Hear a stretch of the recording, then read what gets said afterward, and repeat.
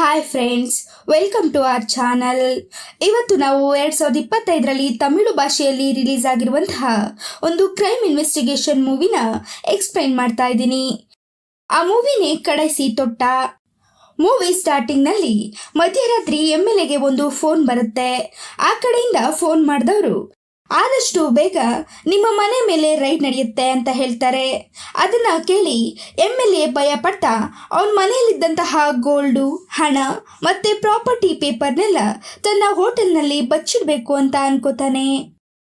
ಆ MLA ಕಡೆಯವರೆಲ್ಲ ಹೋಟೆಲ್ಗೆ ಹೋಗಿ ಅಲ್ಲಿನ ಮ್ಯಾನೇಜರ್ನ ನೋಡಿ, ಗೋಲ್ಡು, ಹಣ ಮತ್ತೆ ಪ್ರಾಪರ್ಟಿ ಪೇಪರ್ನೆಲ್ಲ ಇಲ್ಲೇ ಬಚ್ಚಿಟ್ಟಿದ್ದೀವಿ, ಇಲ್ಲಿ ಏನೇ ನಡೆದ್ರು ನಮಗೆ ಫೋನ್ ಮಾಡಿ ಹೇಳ್ತಿರು ಅಂತ ಹೇಳಿ ಹೋಗ್ತಾರೆ.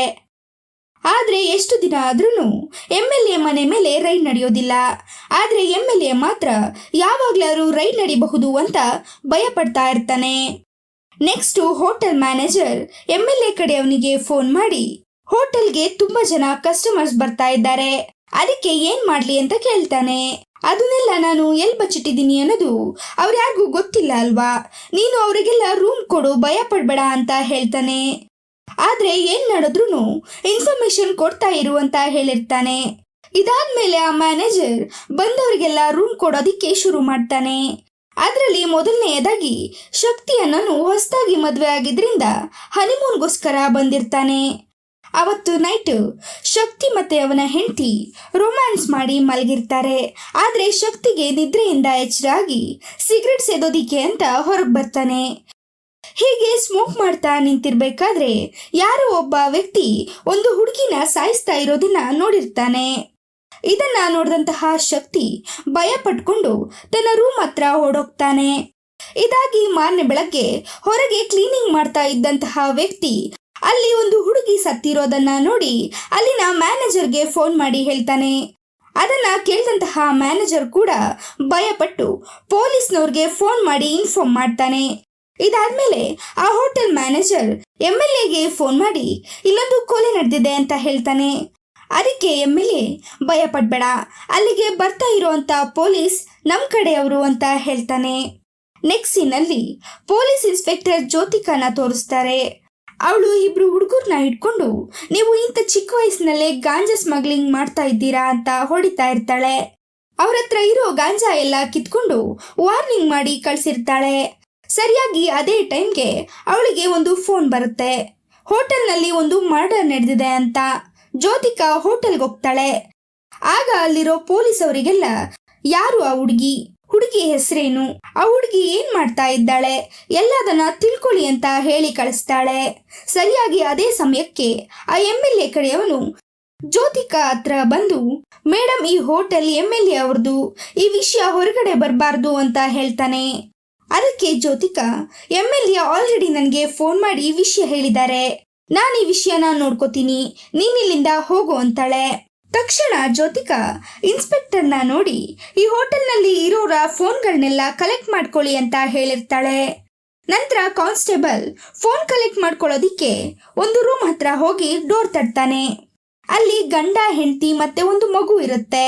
ಅವರು ವೆಕೇಶನ್ಗೆ ಅಂತ ಬಂದಿರ್ತಾರೆ. ಕಾನ್ಸ್ಟೇಬಲ್ ಅವ್ರ ಹತ್ರ ಇಲ್ಲಿ ಒಂದು ಮರ್ಡರ್ ನಡೆದಿದೆ, ಸೊ ಹಾಗಾಗಿ ಎಲ್ಲರೂ ಫೋನ್ನ ಕಲೆಕ್ಟ್ ಮಾಡ್ತಾ ಇದ್ದೀವಿ ಅಂತ ಹೇಳಿ ಫೋನ್ ಕಲೆಕ್ಟ್ ಮಾಡ್ಕೋತಾನೆ. ನೆಕ್ಸ್ಟ್ ಎರಡನೇ ರೂಮ್ ಹತ್ರ ಹೋದಾಗ ಅಲ್ಲಿ ಅಕ್ಷಯ್ ಅನ್ನೋ ಒಬ್ಬ ಬಿಸ್ನೆಸ್ ಮ್ಯಾನ್ ಇರ್ತಾನೆ.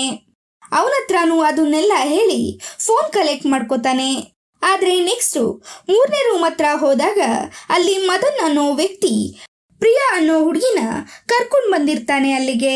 ನಿಜ ಹೇಳಬೇಕು ಅಂದ್ರೆ ಮದನ್ ಮತ್ತೆ ಪ್ರಿಯಾ ಗಂಡ ಹೆಂಡತಿ ಆಗಿರೋದಿಲ್ಲ, ಅವರಿಬ್ರು ಅಫೇರ್ ಅಲ್ಲಿ ಇರ್ತಾರೆ.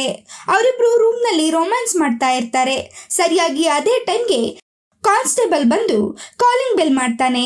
ಅದಕ್ಕೆ ಕೋಪ ಮಾಡ್ಕೊಂಡು ಹೋಗಿ ಡೋರ್ ಓಪನ್ ಮಾಡ್ತಾನೆ. ಆಗ ಕಾನ್ಸ್ಟೇಬಲ್ ಅವನಿಗೆ ಸಿಚುವೇಶನ್ ಎಲ್ಲ ಅರ್ಥ ಮಾಡಿಸಿ ಅವರ ಫೋನ್ ಕಲೆಕ್ಟ್ ಮಾಡ್ಕೊಂಡು ಇನ್ನೊಂದು ರೂಮ್ ಹತ್ರ ಹೋಗ್ತಾನೆ. ಅಲ್ಲಿ 4 ಜನ ಯೂಟ್ಯೂಬರ್ಸ್ ಇರ್ತಾರೆ. ಅವರು ಫ್ರ್ಯಾಂಕ್ ವಿಡಿಯೋ ಮಾಡಬೇಕು ಅಂತ ಆ ಹೋಟೆಲ್ಗೆ ಬಂದಿರ್ತಾರೆ. ಆ ಕಾನ್ಸ್ಟೇಬಲ್ ಬರೋ ಟೈಮಲ್ಲಿ ಅವರೆಲ್ಲ ಮಲ್ಕೊಂಡಿರ್ತಾರೆ. ಆಗ ಕಾನ್ಸ್ಟೇಬಲ್ ಅವರನ್ನೆಲ್ಲ ಎಬ್ಬಿಸಿ ಅಲ್ಲಿನ ಸಿಚುವೇಶನ್ ಎಲ್ಲ ಹೇಳಿ ಅವರ ಫೋನ್ಗಳನ್ನು ಕಲೆಕ್ಟ್ ಮಾಡ್ಕೋತಾನೆ.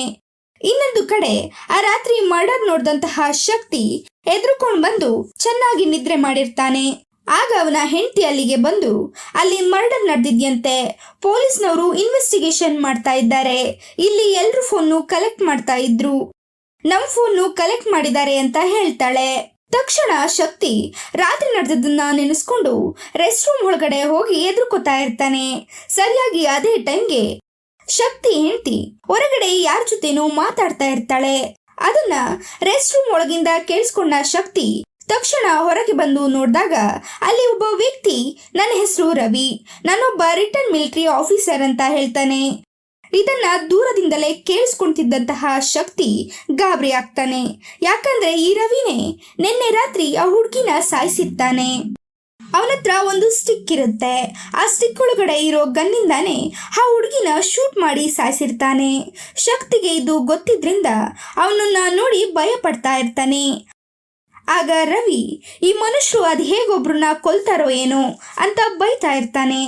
ಇದನ್ನ ಕೇಳಿಸ್ಕೊಂಡಂತಹ ಶಕ್ತಿ ಏನ್ ನಾಟಕ ಮಾಡ್ತಿದ್ದಾನೆ ಅಂತ ಅನ್ಕೋತಿರ್ತಾನೆ. ನೆಕ್ಸ್ಟ್ ಜ್ಯೋತಿಕಾ ಆ ಹೋಟೆಲ್ ಮ್ಯಾನೇಜರ್ ಹತ್ರ ಬಂದು ಎನ್ಕ್ವೈರಿ ಮಾಡ್ತಾ ಈ ಹೋಟೆಲ್ನಲ್ಲಿ CC ಕ್ಯಾಮ್ರಾಗಳು ಇದೆಯಾ ಅಂತ ಕೇಳ್ತಾಳೆ. ಅದಕ್ಕೆ ಆ ಮ್ಯಾನೇಜರ್ ಈ ಹೋಟೆಲ್ ಒಳಗಡೆ CC ಕ್ಯಾಮ್ರಾಗಳು ಇಲ್ಲ, ಈ ಹೋಟೆಲ್ ಎಂಟ್ರೆನ್ಸ್ ನಲ್ಲಿ ಮಾತ್ರ ಒಂದು CC ಕ್ಯಾಮ್ರಾ ಇದೆ, ಅದು ಯಾರು ಬರ್ತಾರೆ ಹೋಗ್ತಾರೆ ಅಂತ ನೋಡೋದಕ್ಕೋಸ್ಕರ ಇಟ್ಟಿರ್ತಾರೆ ಅಷ್ಟೇ, ಆದ್ರೆ ಹೋಟೆಲ್ ಒಳಗಡೆ ಮಾತ್ರ ಬಂದಿರೋರಿಗೆ ಪ್ರೈವಸಿ ಇರ್ಲಿ ಅಂತ ಯಾವ CC ಕ್ಯಾಮ್ರಾನು ಇಟ್ಟಿರೋದಿಲ್ಲ ಅಂತ ಹೇಳ್ತಾನೆ. ಅದಕ್ಕೆ ಜ್ಯೋತಿಕಾ ಹೋಟೆಲ್ ಮ್ಯಾನೇಜರ್ಗೆ ಕೇಳ್ತಾಳೆ ಆ ಸತ್ತೋಗಿರೋ ಹುಡುಗಿ ಯಾರು ಅಂತ. ಅದಕ್ಕೆ ಮ್ಯಾನೇಜರ್ ಆ ಹುಡುಗಿ ಯಾರು ಅಂತಾನೆ ಗೊತ್ತಿಲ್ಲ, ನಮ್ಮ ಹೋಟೆಲ್ ಕಸ್ಟಮರ್ ಕೂಡ ಅಲ್ಲ ಅಂತ ಹೇಳ್ತಾನೆ. ಅದನ್ನ ಕೇಳಿ ಶಾಕ್ ಆದ ಜ್ಯೋತಿಕಾ ಹಾಗಾದ್ರೆ ಈ ಹುಡುಗಿನ ಹೋಟೆಲ್ಗೆ ಕರ್ಕೊಂಡ್ಬಂದವರು ಯಾರು ಅಂತ ಯೋಚಿಸ್ತಿರ್ತಾಳೆ. ಆಗ ಜ್ಯೋತಿಕಾ ರಿಜಿಸ್ಟರ್ ಬುಕ್ನ ಚೆಕ್ ಮಾಡ್ತಾಳೆ, ಯಾರ್ಯಾರು ಹೋಟೆಲ್ಗೆ ಬಂದಿದ್ದಾರೆ ಅಂತ. ಅದರಲ್ಲಿ ಮೊದಲಿಗೆ ರವಿ ಮತ್ತೆ ಅವನ ಹೆಂಡತಿ ಬಂದಿರ್ತಾರೆ, ಆಮೇಲೆ ಬಿಸ್ನೆಸ್ ಮ್ಯಾನ್ ಆದಂತಹ ಅಕ್ಷಯ್ ಬಂದಿರ್ತಾನೆ, ಅದಾದ್ಮೇಲೆ ಗಂಡ ಹೆಂಡತಿ ಮತ್ತೆ ಆ ಮಗು ಬಂದಿರ್ತಾರೆ, ಇವರಾದ್ಮೇಲೆ ಆ 4 ಜನ ಯೂಟ್ಯೂಬರ್ಸ್ ಬಂದಿರ್ತಾರೆ, ಅದರಲ್ಲಿ 2 ಹುಡುಗರು 2 ಹುಡುಗಿಯರು, ಇವರಾದ್ಮೇಲೆ ಆ ಮದನ್ ಮತ್ತೆ ಪ್ರಿಯಾ ಬಂದಿರ್ತಾರೆ, ಅದೇ ಅಫೇರ್ ಅಲ್ಲಿ ಇರ್ತಾರಲ್ಲ ಅವರು. ಆ ಪ್ರಿಯಾ ನೋಡೋದಿಕ್ಕೆ ತುಂಬಾ ಹಾಟ್ ಆಗಿರ್ತಾಳೆ. ಅದಕ್ಕೆ ಆ ಯೂಟ್ಯೂಬ್ ಹುಡುಗರು ಅವಳಿಗೆ ಲೈನ್ ಹೊಡಿತಾ ಇರ್ತಾರೆ. ಇದನ್ನ ನೋಡ್ದ ಮದನ್ ಅವರಿಗೆ ಬೈತಾ ಇರ್ತಾನೆ. ಇವರೆಲ್ಲ ಆದ್ಮೇಲೆ ಕೊನೆಗೆ ಬಂದವನೇ ಮಿಲಿಟರಿ ಆಫೀಸರ್ ರವಿ. ಈಗ ಅವರೆಲ್ಲ ಹೋಟೆಲ್ಗೆ ಬಂದ್ಮೇಲೆ ಏನಾಯ್ತು ಅನ್ನೋದನ್ನ ತೋರಿಸ್ತಾರೆ.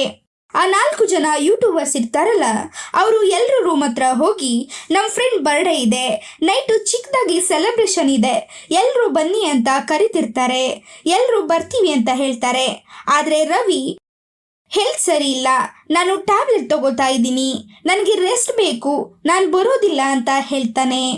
ಅವತ್ತು ರಾತ್ರಿ ಯೂಟ್ಯೂಬರ್ಸ್ ಎಲ್ಲ ಸೇರಿ ಬರ್ಡೇ ಸೆಲೆಬ್ರೇಷನ್ ಮಾಡ್ತಿರ್ತಾರೆ. ಎಲ್ಲರೂ ಬರ್ಡೇ ಸೆಲೆಬ್ರೇಷನ್ನ ಮುಗಿಸ್ಕೊಂಡು ಹೋಗಿ ಅವರವ್ರ ರೂಮಲ್ಲಿ ಮಲ್ಕೋತಾರೆ.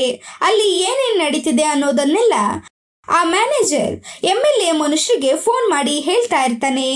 ಆದರೆ ಆ ರವಿ ಮಾತ್ರ ಯಾರನ್ನೋ ಸಾಯಿಸ್ತಾ ಇರೋದನ್ನ ತೋರಿಸ್ತಾರೆ, ಆದ್ರೆ ಯಾರು ಅನ್ನೋದನ್ನ ತೋರಿಸಿರಲ್ಲ ಅಷ್ಟೇ. ಸ್ಟೋರಿ ಪ್ರೆಸೆಂಟಿಗೆ ಬರುತ್ತೆ. ಜ್ಯೋತಿಕಾ ಇಲ್ಲಿ ಒಂದು ಮರ್ಡರ್ ನಡೆದಿದೆ, ಇಲ್ಲಿರೋರೆ ಯಾರೋ ಮಾಡಿದ್ದಾರೆ, ಯಾರು ಮಾಡಿರೋದು ಅವರು ಒಪ್ಕೊಂಬಿಡಿ ಅಂತ ಹೇಳ್ತಿರ್ತಾಳೆ.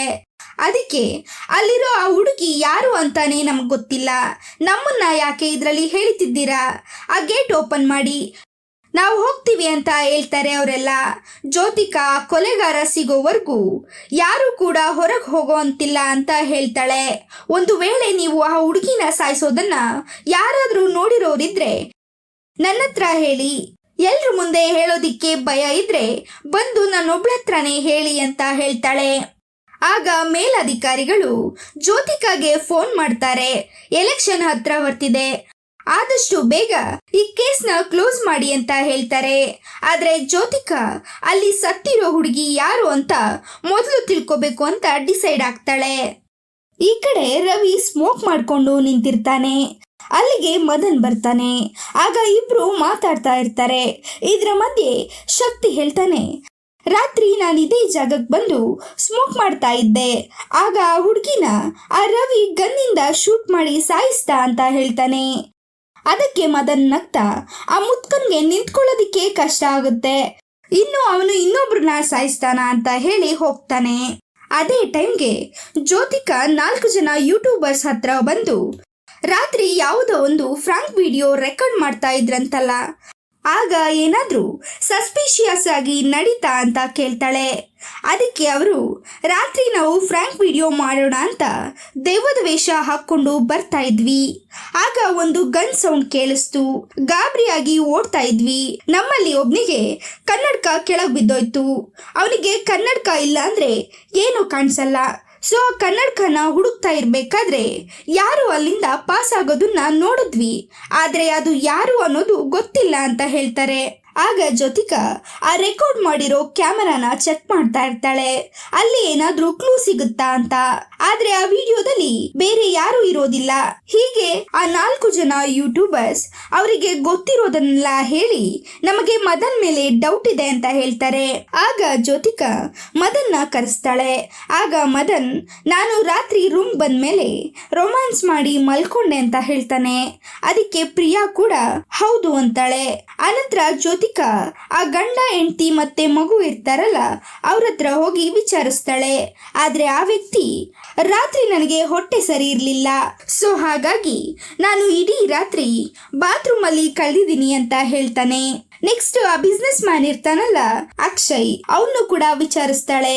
ಅಕ್ಷಯ್ ನನಗೂ ಈ ಕೊಲೆಗೂ ಯಾವ ಸಂಬಂಧನೂ ಇಲ್ಲ, ಆದ್ರೆ ನನಗೆ ಆ ಶಕ್ತಿ ಮೇಲೆ ಡೌಟ್ ಇದೆ ಅಂತ ಹೇಳ್ತಾನೆ. ಆದ್ರೆ ಜ್ಯೋತಿಕಾ ಇದೇನಿದು ವಿಚಿತ್ರ, ಇವರೆಲ್ಲ ಒಬ್ರು ಮೇಲೆ ಒಬ್ರು ಹೇಳ್ತಾ ಇದ್ದಾರಲ್ಲ ಅಂತ ಅನ್ಕೋತಾಳೆ. ಅಕ್ಷಯ್ ಹೇಳಿದ ಯಾವ ಮಾತನ್ನ ನಮ್ದೇನೆ ಅಲ್ಲಿಂದ ಹೋಗಿರ್ತಾಳೆ. ಆಗ್ಲೇ ಶಕ್ತಿ ತಾನು ನೋಡಿರೋದನ್ನೆಲ್ಲ ಒಂದು ಪೇಪರ್ ನಲ್ಲಿ ಬರ್ಕೊಂಡು ಜ್ಯೋತಿಕಾಗೆ ಕೊಡೋದಿಕ್ಕೆ ಅಂತ ಬರ್ತಾ ಇರ್ತಾನೆ. ಆಗ ಜ್ಯೋತಿಕಾ ಮಾತಾಡ್ತಾ ಇದ್ದದ್ದನ್ನ ಕೇಳಿಸ್ಕೊಂಡು ಭಯಪಟ್ಟು ಅಲ್ಲಿಂದ ಓಡೋಗಿರ್ತಾನೆ. ಆಗ ಅವನ ಹತ್ರ ಅಕ್ಷಯ್ ಬಂದು ಏನ್ ಬ್ರದರ್ ಕೈಯಲ್ಲಿ ಪೇಪರ್ ಇಟ್ಕೊಂಡಿದ್ದೀರಾ, ನಾನು ಅದನ್ನ ಡಸ್ಟ್ಬಿನ್ ಹಾಕ್ತೀನಿ ಅಂತ ಇಸ್ಕೊತಾನೆ. ಆಗ್ಲೇ ಅಲ್ಲಿಗೆ ರಿಟೈರ್ಡ್ ಮಿಲಿಟರಿ ಆಫೀಸರ್ ಬರ್ತಾನೆ.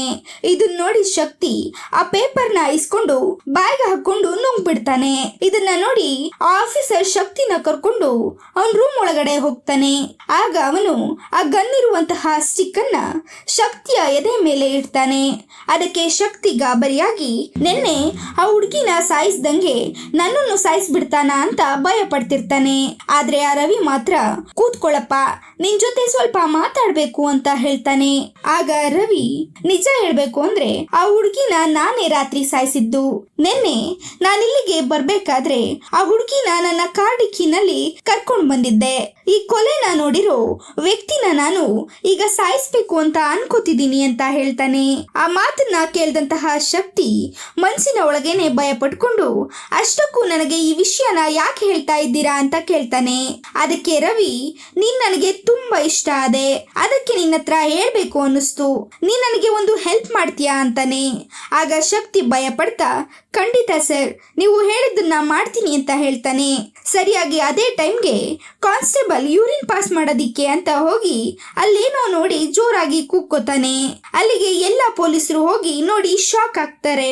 ನೆಕ್ಸ್ಟ್ ಸೀನಲ್ಲಿ ಆ ರವಿ ಕೊಲೆ ಮಾಡೋದನ್ನ ನೋಡಿದಂತಹ ವ್ಯಕ್ತಿನ ಸಾಯಿಸ್ಬೇಕು ಅಂತ ಹೇಳಿರ್ತಾನಲ್ವಾ, ಅದಕ್ಕೆ ಶಕ್ತಿ ಭಯ ಪಡ್ತಾ ಒಂಟಿಯಾಗಿರೋ ಜ್ಯೋತಿಕಾ ಹತ್ರ ಹೋಗಿ ಎಲ್ಲ ವಿಷಯನೂ ಹೇಳಿರ್ತಾನೆ. ಇದರಿಂದ ಪೊಲೀಸ್ನವರೆಲ್ಲ ಆ ರವಿನ ಅರೆಸ್ಟ್ ಮಾಡಿ ಕರ್ಕೊಂಡು ಹೋಗ್ತಾ ಇರ್ಬೇಕಾದ್ರೆ ತಪ್ಪಿಸ್ಕೊಂಡು ಶಕ್ತಿ ರೂಮ್ಗೆ ಬಂದು ಶಕ್ತಿನ ಶೂಟ್ ಮಾಡಿ ಸಾಯಿಸ್ತಾನೆ. ಕಟ್ ಮಾಡಿದ್ರೆ ಮಲ್ಗಿರುವಂತಹ ಶಕ್ತಿ ಗಾಬರಿಯಾಗಿ ಎದ್ದು ಬಿಡ್ತಾನೆ. ಯಾಕೆಂದ್ರೆ ಅವನು ಇಷ್ಟು ಹೊತ್ತು ಕಂಡಿದ್ದು ಕನ್ಸಾಗಿರುತ್ತೆ. ಅವನು ಇಷ್ಟೊತ್ತು ತನ್ನನ್ನ ಸಾಯಿಸೋ ಹಾಗೆ ಕಂಡಿದ್ದು ಕನ್ಸು ಮಾತ್ರ. ಇನ್ನೊಂದು ಕಡೆ ಯೂರಿನ್ ಪಾಸ್ ಮಾಡೋದಿಕ್ಕೆ ಹೋಗಿ ಅಲ್ಲಿ ಏನೋ ನೋಡಿ ಭಯ ಪಟ್ಟಿರ್ತಾರಲ್ಲ, ಅಲ್ಲಿಗೆ ಜ್ಯೋತಿಕಾ ಹೋಗಿ ನೋಡಿದ್ರೆ ಅಲ್ಲಿ ಒಂದು ಪ್ರಾಣಿ ಸತ್ತೋಗಿರುತ್ತೆ. ಅದಕ್ಕೆ ಜ್ಯೋತಿಕಾ ಇದನ್ನ ನೋಡಿ ನೀವು ಎದ್ರುಕೊಂಡ್ರ ಅಂತ ಪೊಲೀಸ್ನವ್ರಿಗೆಲ್ಲ ಬೈತಾ ಇರ್ತಾಳೆ. ಆಮೇಲೆ ಜ್ಯೋತಿಕಾ ಆರ್ಮಿ ಆಫೀಸರ್ ರವಿ ಹತ್ರ ಹೋಗಿ ಆ ರಾತ್ರಿ ನಡೆದಿದ್ದನ್ನ ಕೇಳ್ತಿರ್ತಾಳೆ. ಅದಕ್ಕೆ ಆ ರವಿ ನನಗೆ ಆ ರಾತ್ರಿ ಹುಷಾರಿಲ್ದೆ ಇದ್ದಿದ್ರಿಂದ ಮಾತ್ರೆ ತಗೊಂಡು ಮಲ್ಕೊಂಡೆ ಅಂತ ಹೇಳ್ತಾನೆ. ಅದಾದ್ಮೇಲೆ ಜ್ಯೋತಿಕಾ ಶಕ್ತಿ ಹತ್ರ ಹೋಗಿ ಮಾತಾಡ್ತಿರ್ತಾಳೆ. ಆಗ ಶಕ್ತಿ ಎಲ್ಲದನ್ನು ಹೇಳ್ಬೇಕು ಅಂತ ರೆಡಿ ಆಗ್ತಾನೆ. ಆಗ ರವಿ ಅಲ್ಲಿಗೆ ಬಂದು, ನೀನು ಇಲ್ಲಿದ್ದೀಯಾ? ನಿನ್ನ ಹೆಂಡತಿ ರೂಮ್ನಲ್ಲಿ ಒಬ್ಬಳೇ ಇದ್ದಾಳೆ, ಹೋಗಿ ಅವಳ ಹತ್ರ ನಾನ್ ಮಾತಾಡ್ತಾ ಇರ್ತೀನಿ ಅಂತ ಹೇಳ್ತಾನೆ. ಆಗ ಶಕ್ತಿಗೆ, ನಾನಿಲ್ಲಿ ಏನಾದ್ರೂ ನಿಜ ಹೇಳ್ಬಿಟ್ರೆ ಅಲ್ಲಿ ನನ್ನ ಹೆಂಡತಿಗೆ ಮುತ್ಕ ಏನಾದ್ರೂ ಮಾಡ್ಬಿಡ್ತಾನೆ ಅಂತ ಅನ್ಕೋತಾ ಆ ಇನ್ಸ್ಪೆಕ್ಟರ್ಗೆ ಶಕ್ತಿ ಏನು ಹೇಳ್ದೇನೆ ಅಲ್ಲಿಂದ ಹೊರಟೋಗ್ತಾನೆ. ನಂತರ ಶಕ್ತಿ, ನನಗೆ ಈ ಪ್ರೆಷರ್ ಎಲ್ಲ ತಡ್ಕೊಳಕ್ ಆಗ್ತಿಲ್ಲ ಅಂತ ಹೇಳಿ ರವಿ ಹತ್ರ ಬರ್ತಾನೆ. ರವಿ ಹತ್ರ ಬಂದು ಒಂದು ಅಮಾಯಕ ಹುಡುಗಿನ ಯಾಕೆ ಕೊಂದೆ ಅಂತ ಕೇಳ್ತಾನೆ. ಅದಕ್ಕೆ ರವಿ, ಅವಳು ಅಮಾಯಕ ಹುಡುಗಿನ, ಅವಳು ನನ್ನ ಹೆಂಡತಿನ ಸಾಯಿಸಿದ್ಲು ಅಂತ ಹೇಳ್ತಾನೆ. ಈಗ ಕತೆ ಫ್ಲಾಶ್ ಬ್ಯಾಕ್ ಹೋಗುತ್ತೆ. ರವಿ ಮಿಲಿಟರಿನಲ್ಲಿ ಕೆಲಸ ಮಾಡ್ತಾ ಇರ್ತಾನೆ. ಅವರ ಸಂಬಂಧಿಕರ ಹುಡುಗಿಯಾದ ದುರ್ಗಾನ ಮದುವೆ ಆಗಿರ್ತಾನೆ. ಆದ್ರೆ ದುರ್ಗಾಗೆ ಮಕ್ಕಳಾಗಿರೋದಿಲ್ಲ. ಅದಕ್ಕೆ ಅವರು ಆಗಾಗ ಅನಾಥಾಶ್ರಮಗಳಿಗೆ ಹೋಗಿ ಬರ್ತಾ ಇರ್ತಾರೆ. ರವಿ ಒಂದು ದಿನ ದುರ್ಗಾನ ಕೇಳ್ತಾನೆ, ಮಕ್ಕಳಿಲ್ದೆ ಇರೋದ್ರಿಂದ ನಿನಗೆ ಬೇಜಾರಾಗಿದ್ಯಾ ಅಂತ. ಅದಕ್ಕೆ ದುರ್ಗಾ, ನೀನಿದ್ಯಲ್ಲ ಸಾಕು ಅಂತ ಹೇಳ್ತಾಳೆ. ದುರ್ಗಾನು ರವಿನ ಹಾಗೆ ಕೇಳ್ತಾಳೆ. ಆಗ ರವಿನು ನೀನಿದ್ಯಲ್ಲ ಸಾಕು ಅಂತ ಸೇಮ್ ಆನ್ಸರ್ ಕೊಟ್ಟಿರ್ತಾನೆ. ಒಂದಿನ ರವಿ ಫ್ರೆಂಡ್ ಮೋಹನ್ ಕಾರ್ತಿಕ್ ಅನ್ನೋನ ಕರ್ಕೊಂಡ್ ಬಂದು ಇವನಿಗೆ ಏನಾದ್ರೂ ಒಂದು ಕೆಲಸ ಕೊಡಿಸು ಅಂತ ಕೇಳ್ತಾನೆ. ಅದಕ್ಕೆ ರವಿ, ಈಗ ಪ್ರೆಸೆಂಟ್ ಯಾವುದೂ ಇಲ್ಲ, ಯಾವ್ದಾದ್ರೂ ಕೆಲಸ ಇದ್ದಾಗ ಖಂಡಿತ ಹೇಳ್ತೀನಿ, ಅಲ್ಲಿವರೆಗೂ ನಮ್ಮನೆಯಲ್ಲೇ ಇರ್ಲಿ ಬಿಡು ಅಂತ ಹೇಳಿರ್ತಾನೆ. ಆ ಕಾರ್ತಿಕ್ ಕೂಡ ರವಿ ಮತ್ತೆ ದುರ್ಗಾ ಜೊತೆ ಕ್ಲೋಸ್ ಆಗಿರ್ತಾನೆ. ಒಂದಿನ ದುರ್ಗಾ ಸಡನ್ ಆಗಿ ತಲೆ ತಿರ್ಗಿ ಬಿದ್ದಿರ್ತಾಳೆ. ಆಗ ಕಾರ್ತಿಕ್ ಅವಳನ್ನ ಹಾಸ್ಪಿಟಲ್ಗೆ ಕರ್ಕೊಂಡು ಹೋಗಿ ಟ್ರೀಟ್ಮೆಂಟ್ ಕೊಡ್ಸಿರ್ತಾನೆ. ಹೀಗೆ ಕಾರ್ತಿಕ್ ಅವ್ರ ಫ್ಯಾಮಿಲಿ ಜೊತೆ ಕ್ಲೋಸ್ ಆಗಿರ್ತಾನೆ. ಒಂದಿನ ಕಾರ್ತಿಕ್ ಒಂದು ಹುಡುಗಿನ ಕರ್ಕೊಂಡ್ ಬರ್ತಾನೆ. ರವಿ ಹತ್ರ ನನ್ನ ಫ್ರೆಂಡ್ ಕಾವ್ಯ ಅಂತ ಹೇಳಿ ಪರಿಚಯ ಮಾಡ್ಕೊಡ್ತಾನೆ. ಆಗ ರವಿ, ನನ್ನ ಹತ್ರನೇ ಸುಳ್ಳು ಹೇಳ್ತಿದ್ಯಾ, ನೀವಿಬ್ರು ಲವರ್ಸ್ ತಾನೆ ಅಂತ ಕೇಳ್ತಾನೆ. ಅದಕ್ಕೆ ಅವರಿಬ್ರು ನಾಚ್ಕೋತಾರೆ. ಅದಕ್ಕೆ ಕಾವ್ಯ ಕಾರ್ತಿಕ್ಗೆ ಜಾಬ್ ಬಂದ್ಮೇಲೆ ನಮ್ಮ ಮನೆಯಲ್ಲಿ ವಿಷಯನ ಹೇಳ್ತೀನಿ ಅಂತ ಹೇಳಿರ್ತಾಳೆ. ಕಾವ್ಯಗೆ ಕಾರ್ತಿಕ್ ಇರೋ ಮನೆ ತುಂಬಾ ಇಷ್ಟ ಆಗುತ್ತೆ. ತುಂಬಾ ದೊಡ್ಡದಾಗಿದ್ರಿಂದ, ಈ ಮನೆನೇ ಇಷ್ಟು ದೊಡ್ಡದಾಗಿದೆಯಲ್ಲ, ಈ ಮನೆಯಲ್ಲಿ ಹಣನೂ ಜಾಸ್ತಿನೇ ಇರುತ್ತೆ, ನಾವು ಅದನ್ನ ಕಳ್ತನ ಮಾಡೋಣ ಅಂತ ಹೇಳ್ತಾಳೆ. ಆ ಮಾತನ್ನ ಕೇಳಿದಂತಹ ಕಾರ್ತಿಕ್, ಕಾವ್ಯ ಹೇಳ್ತಿರೋದು ಕರೆಕ್ಟ್ ಅಲ್ವಾ ಅಂತ ಆಲೋಚಿಸ್ತಿರ್ತಾನೆ. ಸರಿಯಾಗಿ ಅದೇ ಟೈಮ್ಗೆ ರವಿ ಕಾರ್ತಿಕ್ನ ಕರೆದು, ನನಗೆ ಹೊರಗಡೆ ಸ್ವಲ್ಪ ಕೆಲಸ ಇದೆ, ನಾನು ಹೋಗಿ ಬರ್ತೀನಿ, ಅಲ್ಲಿವರೆಗೂ ದುರ್ಗಾನ ನೋಡ್ಕೊ ಅಂತ ಹೇಳಿರ್ತಾನೆ. ಈಗ ದುರ್ಗಾ ರವಿಗೆ ಫೋನ್ ಮಾಡಿ, ಹೋಗಿದ್ ಕೆಲಸ ಆಯ್ತಾ, ಯಾವಾಗ ಬರ್ತೀರಾ ಅಂತ ಕೇಳ್ತಾಳೆ. ಅದಕ್ಕೆ ರವಿ, ನಾನು ಬಂದ ಕೆಲಸ ಆಗಿಲ್ಲ, ನಾನು ಇವತ್ತು ಇಲ್ಲೇ ಉಳ್ಕೋತೀನಿ, ನಾಳೆ ಬರ್ತೀನಿ ಅಂತ ಹೇಳ್ತಾನೆ. ನೆಕ್ಸ್ಟ್ ಕಟ್ ಮಾಡಿದ್ರೆ ಕಾರ್ತಿಕ್ ಮತ್ತೆ ಕಾವ್ಯ ಪ್ಲಾನ್ ಮಾಡ್ಕೊಂಡು ಮನೇಲಿದ್ದ ಬಂಗಾರನ ಕದೀತಾ ಇರ್ತಾರೆ. ಅದರಲ್ಲಿ ಸ್ವಲ್ಪ ಬಂಗಾರ ಕೆಳಗ್ ಬಿದ್ದು ಸೌಂಡ್ ಆಗುತ್ತೆ. ಆಗ ದುರ್ಗಾ ಅಲ್ಲಿಗೆ ಬರ್ತಾಳೆ. ಕಾರ್ತಿಕ್ನ ನೋಡಿ, ಕಾರ್ತಿಕ್ ನೀನ್ ಇಲ್ಲೇನ್ ಮಾಡ್ತಾ ಇದ್ಯಾ ಅಂತ ಕೇಳ್ತಾಳೆ. ಆಗ ಕಾರ್ತಿಕ್ ದುರ್ಗಾ ಕಾಲಿಡ್ಕೊಂಡು, ನಿಮಗೆ ನಾನು ಮೋಸ ಮಾಡ್ತಿದ್ದೀನಿ, ನನ್ನ ಕ್ಷಮಿಸಿ, ಇದನ್ನೆಲ್ಲ ಕಾವ್ಯ ಹೇಳಿದ್ದಕ್ಕೆ ಮಾಡ್ತಾ ಇದ್ದೀನಿ ಅಂತ ಹೇಳ್ತಾನೆ. ಸರಿಯಾಗಿ ಅದೇ ಟೈಮ್ಗೆ ಕಾವ್ಯ ಹಿಂದೆಯಿಂದ ಬಂದು ದುರ್ಗಾ ತಲೆಗೆ ಜೋರಾಗಿ ಹೊಡಿತಾಳೆ. ಅವಳ ಕುತ್ತಿಗೆ ಮೇಲೆ ಕಾಲಿಟ್ಟು ಸಾಯಿಸ್ತಾನೆ. ಅಲ್ಲಿರೋ ಒಡವೆನೆಲ್ಲ ಕತ್ಕೊಂಡು ಅವರಿಬ್ರು ಓಡೋಗಿರ್ತಾರೆ. ನೆಕ್ಸ್ಟ್ ಡೇ ರವಿ ಮನೆಗೆ ಬಂದಾಗ ದುರ್ಗಾ ಸತ್ತು ಬಿದ್ದಿರೋದನ್ನ ನೋಡ್ತಾನೆ. ಆ ಟೈಮ್ನಲ್ಲಿ ಮನೆಯಲ್ಲಿ ಕಾವ್ಯ ಮತ್ತೆ ಕಾರ್ತಿಕ್ ಇರೋದನ್ನ ನೋಡ್ತಾನೆ. ಆಗ ಅವರಿಬ್ರೆ ಈ ಕೆಲಸ ಮಾಡಿರೋದು ಅಂತ ಅನ್ಕೋತಾನೆ. ನೆಕ್ಸ್ಟ್ ರವಿ ಅವರಿಬ್ರನ್ನ ಹುಡುಕ್ಬೇಕು ಅಂತ ಪೊಲೀಸ್ ಸ್ಟೇಷನ್ಗೆ ಹೋಗಿ ಕಾರ್ತಿಕ್ ಮತ್ತೆ ಕಾವ್ಯ ಕಾಣಿಸ್ತಾ ಇಲ್ಲ ಅಂತ ಹೇಳಿ ಕಂಪ್ಲೇಂಟ್ ಕೊಟ್ಟಿರ್ತಾನೆ. ಯಾವಾಗ್ಲೂ ಪೊಲೀಸ್ನವ್ರಿಗೆ ಕಾಲ್ ಮಾಡಿ ಅವರಿಬ್ರು ಸಿಕ್ಕಿದ್ರ ಅಂತ ವಿಚಾರಿಸ್ತಾನೆ ಇರ್ತಾನೆ. ಆದ್ರೆ ಸಿಕ್ಕಿರೋದಿಲ್ಲ ಅವರು. ಒಂದಿನ ರವಿ ಸಿಟಿಗೆ ಹೋಗ್ಬೇಕಾದ್ರೆ ಅಲ್ಲಿ ಕಾವ್ಯನ ನೋಡಿರ್ತಾನೆ. ಆಗ ಕಾವ್ಯ ತಲೆ ಮೇಲೆ ಹೊಡೆದು ಅವಳನ್ನ ಕಾಡಿಕ್ಕಿಗೆ ಹಾಕೊಂಡು ಈ ಹೋಟೆಲ್ಗೆ ಕರ್ಕೊಂಡ್ ಬಂದಿರ್ತಾನೆ. ಹೀಗೆ ನಡೆದಿದ್ದನ್ನೆಲ್ಲ ಶಕ್ತಿ ಹತ್ರ ಹೇಳ್ತಾನೆ. ಆಗ ಶಕ್ತಿ ಆ ಕಾರ್ತಿಕ್ ಬಗ್ಗೆ ಕೇಳ್ತಾನೆ, ಕಾರ್ತಿಕ್ ಈಗ ಎಲ್ಲಿದ್ದಾನೆ ಅಂತ. ಆಗ ಕತೆ ಮತ್ತೆ ಫ್ಲಾಶ್ ಬ್ಯಾಕ್ ಹೋಗುತ್ತೆ. ಕಾವ್ಯನ ಸಾಯಿಸಿ ಕಾವ್ಯ ಫೋನ್ ತಗೊಂಡು ಕಾರ್ತಿಕ್ಗೆ ಅದೇ ನಂಬರ್ ಇಂದ ಫೋನ್ ಮಾಡಿರ್ತಾನೆ ರವಿ. ನಿನ್ ಲವರ್ ಡೆಡ್ ಬಾಡಿನ ನೋಡೋದಿಕ್ಕೆ ಬರಲ್ವಾ, ಬೇಗ ಬಾ, ನಿನ್ನನ್ನು ಸಾಯಿಸ್ಬಿಡ್ತೀನಿ ಅಂತ ಹೇಳ್ತಾನೆ. ಅದಕ್ಕೆ ಕಾರ್ತಿಕ್, ನಾನ್ ಯಾಕೆ ಬರ್ಲಿ ಸರ್, ನನ್ನ ಹತ್ರ ತುಂಬಾ ದುಡ್ಡಿದೆ, ಅಷ್ಟೇ ಸಾಕು, ನನಗೆ ಅವಳು ಬೇಡ ಅಂತ ಹೇಳಿರ್ತಾನೆ. ಹೀಗೆ ಶಕ್ತಿ ಹತ್ರ ಎಲ್ಲಾನು ಹೇಳ್ತಾನೆ. ಈ ಕಡೆ ಜ್ಯೋತಿಕಾಗೆ ಒಂದು ವಿಷಯ ಗೊತ್ತಾಗತ್ತೆ. ಹುಡುಗಿನ ಶೂಟ್ ಮಾಡಿದ ಗನ್ನ ಬುಲೆಟ್ ಹಳೆಯ ಕಾಲದ ಗನ್ ಇಂದಾಗಿರುತ್ತೆ. ಆಗ ರವಿ ಹತ್ರ ಕೂಡ ಅದೇ ರೀತಿ ಹಳೆ ಗನ್ ಇದೆ ಅಲ್ವಾ ಅಂತ ಯೋಚಿಸ್ತಾ ಇರ್ತಾಳೆ. ರವಿ ಹತ್ರ ಹೋಗಿ ಕೇಳ್ತಾಳೆ, ನೀವೇ ಅಲ್ವಾ ಕೊಲೆ ಮಾಡಿದ್ದು ಅಂತ. ಹೌದು, ನಾನೇ ಮಾಡಿದ್ದು ಅಂತ ರವಿ ಒಪ್ಕೋತಾನೆ. ಆಗ ಕೊಲೆಗಾರ ಸಿಕ್ಕ ಅಲ್ವಾ, ನಮ್ಮನ್ನೆಲ್ಲ ಮನೆ ಕಳಿಸಿ ಅಂತ ಅವರೆಲ್ಲ ಹೇಳ್ತಾ ಇರ್ತಾರೆ. ನೆಕ್ಸ್ಟ್ ಅವರೆಲ್ಲ ಹೊರಡೋ ಟೈಮಲ್ಲಿ ಆ ಗಂಡ ಹೆಂಡತಿ ಮಗು ಇರ್ತಾರಲ್ಲ, ಅವರಲ್ಲಿ ಆ ಮಗು ತಲೆ ಸುತ್ತಿ ಕೆಳಗ್ ಬಿದ್ದೋಗುತ್ತೆ. ಆಗ ಆಂಬ್ಯುಲೆನ್ಸ್ಗೆ ಫೋನ್ ಮಾಡಿರ್ತಾರೆ. ಇಲ್ಲಿ ಮದನ್ ಗಾಬರಿಯಾಗಿ ತನ್ನ ರೂಮ್ ಒಳಗಡೆ ಓಡೋಗ್ತಾ ಇರೋದನ್ನ ತೋರಿಸ್ತಾರೆ. ಅವನು ಏನಕ್ಕೆ ಹಂಗೆ ಓಡೋದ ಅನ್ನೋದನ್ನ ನೆಕ್ಸ್ಟ್ ತೋರಿಸ್ತಾರೆ. ಈಗ ಎಲ್ರು ಹೊರಡ್ತಾ ಇರ್ಬೇಕಾದ್ರೆ ಹೋಟೆಲ್ ಹೊರಗಡೆ ನಿಂತು MLA ಕಡೆ ವ್ಯಕ್ತಿಗಳು ಎಲ್ರನ್ನ ಚೆಕ್ ಮಾಡಿ ಹೊರಗೆ ಕಳಿಸ್ತಿರ್ತಾರೆ. ಯಾಕಂದ್ರೆ ಹೋಟೆಲ್ ನಲ್ಲಿ ಹಣ ಬಚ್ಚಿಟ್ಟಿರ್ತಾರಲ್ಲ ಅದಕ್ಕೆ. ಇದಾದ್ಮೇಲೆ ಆ MLA ವ್ಯಕ್ತಿಗಳು ಆ ಹಣ ಎಲ್ಲ ಬಚ್ಚಿಟ್ಟಿರ್ತಾರಲ್ಲ ಅಲ್ಲಿ ಹೋಗಿ ನೋಡಿ ಶಾಕ್ ಆಗ್ತಾರೆ. ಯಾಕಂದ್ರೆ ಅವರು ಅಲ್ಲಿ ಬಚ್ಚಿಟ್ಟಿದ್ದಂತಹ ಹಣ ಆಗ್ಲಿ ಬಂಗಾರ ಆಗ್ಲಿ ಯಾವುದು ಕೂಡ ಇರೋದಿಲ್ಲ. MLAಗೆ ಫೋನ್ ಮಾಡಿ ಬಚ್ಚಿಟ್ಟಿದ್ದು ಯಾವುದು ಕಾಣಿಸ್ತಾ ಇಲ್ಲ ಅಂತ ಹೇಳ್ತಾರೆ. ಹಾಗೆ ಹೋಟೆಲ್ ಮ್ಯಾನೇಜರ್ ಕೂಡ ಕಾಣಿಸ್ತಾ ಇಲ್ಲ ಅಂತ ಹೇಳ್ತಾರೆ. ಇನ್ನೊಂದ್ ಕಡೆ ರೂಮ್ಗೆ ಓಡೋಗಿರ್ತಾರಲ್ಲ ಈ ಪ್ರಿಯಾ ಮತ್ತೆ ಮದನ್, ಇವರು ಆ ಬ್ಯಾಗ್ ನ ತಗೊಂಡು ಬರೋದಕ್ಕೆ ಹೋಗಿರ್ತಾರೆ. ಇವ್ರ ಹತ್ರ ಆ ಗಂಡ ಹೆಂಡತಿ ಮಗು ಕೂಡ ಬರ್ತಾರೆ. ಮತ್ತೆ ಆ ಬಿಸ್ನೆಸ್ ಮ್ಯಾನ್ ಅಕ್ಷಯ್ ಕೂಡ ಬರ್ತಾನೆ. ಈಗ ಒಂದು ಟ್ವಿಸ್ಟ್ ರಿವೀಲ್ ಆಗುತ್ತೆ. ಅಲ್ಲಿಗೆ ಇನ್ಸ್ಪೆಕ್ಟರ್ ಜ್ಯೋತಿಕಾ ಕೂಡ ಬರ್ತಾಳೆ. ಈ ಜ್ಯೋತಿಕಾ ಆ ಗ್ಯಾಂಗಿಗೆ ಲೀಡರ್ ಆಗಿರ್ತಾಳೆ. ಇವರೆಲ್ಲ ಪ್ಲಾನ್ ಮಾಡಿನೇ ಇದನ್ನೆಲ್ಲ ಮಾಡಿರ್ತಾರೆ. ಹೋಟೆಲ್ ನಲ್ಲಿ ಹಣನ ಎಲ್ಲಿ ಬಚ್ಚಿಟ್ಟಿದ್ದಾರೆ ಅಂತ ತಿಳ್ಕೊಳ್ಳೋದಿಕ್ಕೋಸ್ಕರನೇ ಇವರನ್ನೆಲ್ಲ ಸೆಟಪ್ ಮಾಡಿ ಕಳ್ಸಿರ್ತಾಳೆ. ಅದೇ ಟೈಮ್ ನಲ್ಲಿ ಇಲ್ಲಿ ಒಂದು ಕೊಲೆ ನಡೆದಿದ್ರಿಂದ ಈ ಜ್ಯೋತಿಕಾನೇ ಇನ್ವೆಸ್ಟಿಗೇಷನ್ ಮಾಡೋದಿಕ್ಕೆ ಕಳ್ಸಿರ್ತಾರೆ.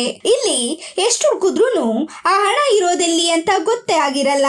ಅದಕ್ಕೆ ಆ ಬಿಸ್ನೆಸ್ ಮ್ಯಾನ್ ಅಕ್ಷಯ್ ಇರ್ತಾನಲ್ಲ, ಅವನು ಆ ಹೋಟೆಲ್ ಮ್ಯಾನೇಜರ್ಗೆ ಶೇರ್ ಕೊಡ್ತೀನಿ ಅಂತ ಹೇಳಿ ಅವನನ್ನು ಕೂಡ ಒಪ್ಸಿರ್ತಾನೆ. ಹಣ ಎಲ್ಲಿರೋದು ಅಂತ ಗೊತ್ತಾಗುತ್ತೆ. ಆದ್ರೆ ಅದನ್ನ ಇಲ್ಲಿಂದ ಹೊರಗಡೆ ಹೆಂಗ್ ತಗೊಂಡು ಹೋಗ್ಬೇಕು ಅಂತ ಗೊತ್ತಾಗ್ತಿರಲ್ಲ. ಆಗ ಮೂವಿ ಸ್ಟಾರ್ಟಿಂಗ್ ನಲ್ಲಿ ತೋರ್ಸಿರ್ತಾರಲ್ಲ ಗಾಂಜಾ ಸ್ಮಗ್ಲಿಂಗ್ ಮಾಡ್ತಿದ್ದಂತಹ ಇಬ್ರು ಹುಡುಗರನ್ನ, ಅವರಿಗೆ ಆಂಬ್ಯುಲೆನ್ಸ್ ತಗೊಂಡು ಬರೋದಿಕ್ಕೆ ಹೇಳಿರ್ತಾಳೆ ಜ್ಯೋತಿಕಾ. ಅದೇ ಟೈಮ್ಗೆ ಆ ಹುಡುಗನ ತಲೆ ಸುತ್ತಿ ಬಿದ್ದಿರೋ ಹಾಗೆ ನಾಟಕ ಮಾಡಿರ್ತಾನೆ. ಆಗ ಅವರ ಜೊತೆ ಆಂಬ್ಯುಲೆನ್ಸ್ ನಲ್ಲಿ ಆ ಹಣನೆಲ್ಲ ತುಂಬಿಕೊಂಡು ಹೋಗಿರ್ತಾರೆ. ಆ MLA ಮನುಷ್ಯರೆಲ್ಲ ಬೇರೆ ಗಾಡಿಗಳನ್ನೆಲ್ಲ ಚೆಕ್ ಮಾಡಿರ್ತಾರೆ. ಆದ್ರೆ ಎಮರ್ಜೆನ್ಸಿ ಅಂತ ಈ ಆಂಬ್ಯುಲೆನ್ಸ್ ನ ಚೆಕ್ ಮಾಡಿರೋದಿಲ್ಲ. ಈ ರೀತಿ ಇವರೆಲ್ಲ ಸೇರ್ಕೊಂಡು ಆ MLA ಹಣ ಒಡವೆನೆಲ್ಲ ದೋಚಿರ್ತಾರೆ. ಈ ಕಡೆ ಆ ರವಿನ ಪೊಲೀಸ್ ಜೀಪ್ ನಲ್ಲಿ ಕರ್ಕೊಂಡು ಹೋಗ್ತಾ ಇರೋ ಅಂತ ಟೈಮ್ ನಲ್ಲಿ ತನ್ನ ಹತ್ರ ಇದ್ದ ದೊಣ್ಣೆಯಿಂದ ಕಾರ್ ಸ್ಟೈರಿಂಗ್ ನ ತಿರುಗಿಸಿ ಆಕ್ಸಿಡೆಂಟ್ ಆಗೋ ಹಾಗೆ ಮಾಡಿ ತಪ್ಪಿಸ್ಕೊಂಡಿರ್ತಾನೆ ರವಿ. ಕಟ್ ಮಾಡಿದ್ರೆ ಸ್ವಲ್ಪ ದಿನಗಳ ನಂತರ ಟಿವಿ ಬ್ರೇಕಿಂಗ್ ನ್ಯೂಸ್ ಬರ್ತಾ ಇರತ್ತೆ. ಬಸ್ ನಲ್ಲಿ ಒಂದು ಹುಡುಗನಿಗೆ ಶೂಟ್ ಮಾಡಿ ಸಾಯಿಸಿರ್ತಾರೆ ಅಂತ. ಹೀಗೆ ರವಿ ತನ್ನ ದ್ವೇಷವನ್ನ ತೀರಿಸಿಕೊಂಡಿರೋದು ತೋರಿಸ್ತಾರೆ. ಈ ಮೂವಿಯ ಎಕ್ಸ್ಪ್ಲನೇಷನ್ ನಿಮಗೆ ಹೇಗನ್ನಿಸ್ತು ಅಂತ ಕಾಮೆಂಟ್ ಮಾಡಿ. ಇದೇ ರೀತಿಯ ಮತ್ತಷ್ಟು ವಿಡಿಯೋಗಳಿಗಾಗಿ ಸಬ್ಸ್ಕ್ರೈಬ್ ಮಾಡಿ, ಲೈಕ್ ಮಾಡಿ, ಶೇರ್ ಮಾಡಿ.